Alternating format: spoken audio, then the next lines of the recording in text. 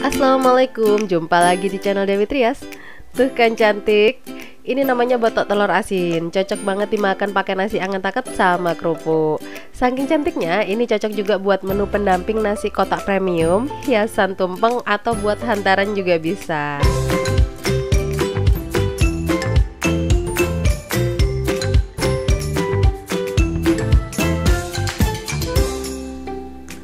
Bahan-bahan yang dibutuhkan di sini ada 5 butir telur asin. Kalau sulit carinya bisa pakai telur asin yang sudah direbus.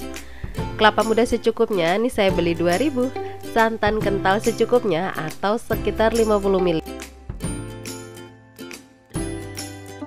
Bumbu-bumbunya ada 4 siung bawang merah, 2 siung bawang putih, 1 ibu jari lengkuas, pilih yang muda agar nggak keras dan lebih sedap. 1 buah cabai merah besar, 4 buah cabai hijau, kalau besar pakai 2 buah. Alis secukupnya, ini bumbu khas Jawa Timur, kalau nggak ada bisa pakai pete Cina atau lam toro atau pete Jawa juga bisa. Di skip pun juga nggak masalah. Lalu ini ada daun bawang secukupnya. Cabai rawit sesuai selera, jika ingin pedas cabai besar dan rawit ini bisa dihaluskan bersama 2 bawang dan lengkuas. Lalu ini kemangi secukupnya. Lanjut ke cara pembuatannya. Bumbu halus yang terdiri dari bawang merah, bawang putih, dan lengkuas itu dimasukkan. Nah, ini saya sudah tambahkan sejumput garam dan 1 sendok makan gula pada waktu menghaluskan tadi. Masukkan irisan daun bawang, irisan cabai merah besar, ale, dan irisan cabai hijaunya. Aduk hingga tercampur rata. Lanjut masukkan santan kentalnya dan parutan kelapa muda. Aduk lagi. Lalu masukkan putih telur, yang kuningnya saya pisah karena kita mau matangkan putih telurnya dulu. Nah, jika pakai telur asin yang masih mentah, penggunaan garamnya tuh gak hati-hati karena rasa asin dari telur asin itu baru muncul saat dikukus. Jadi kalau tes rasa pada saat masih mentah, jatuhnya gak seberapa asin, tapi setelah dikukus jadinya akan lebih asin lagi.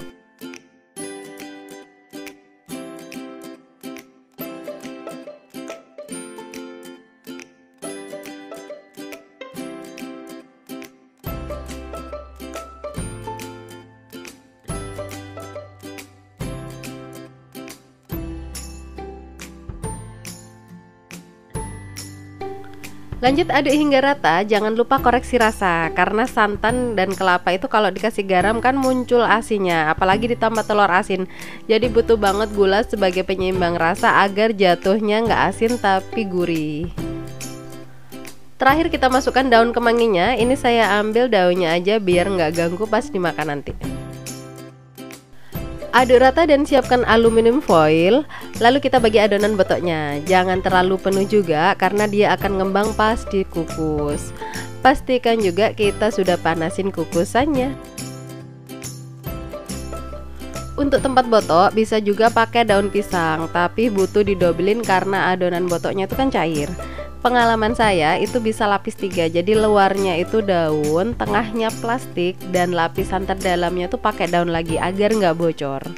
Tapi jika teman-teman pakai telur asin yang sudah matang, lapis 2 aja juga udah cukup. Nah, jika teman-teman mau nambah takaran kelapa parut itu boleh, tinggal tambah takaran bumbu. Nah, pakai insting aja takaran bumbunya.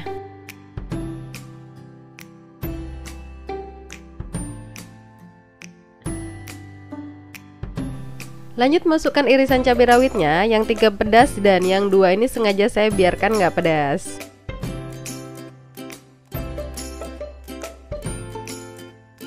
Nah, tadi kuning telurnya saya taruh cetakan kue talam karena takut nyampur.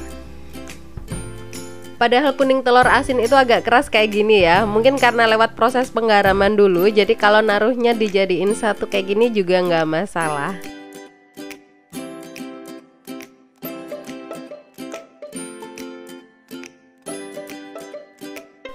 Lanjut kukus selama kurang lebih 20 menit.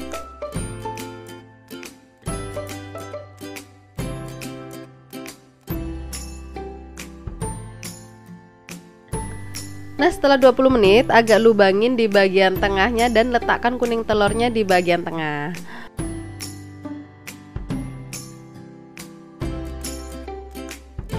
Biar kuning telurnya tuh nggak copot, kita bisa tekan perlahan kayak gini.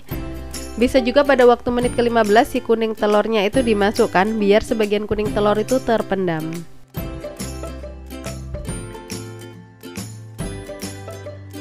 Kukus lagi 5-10 menit. Jadi total kukusannya tuh 25-30 menit agar botoknya tuh tanak dan nggak mudah basi.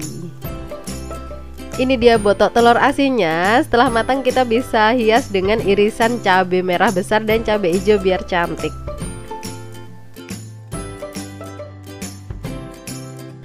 Cantik bukan? Perpaduan santan kelapa dan telur asinnya bikin gurih. Sensasi segernya didapat dari lengkuas.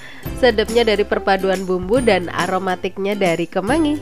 Nasi kotak dan nasi tumpeng pun akan jadi istimewa kalau ada si cantik ini.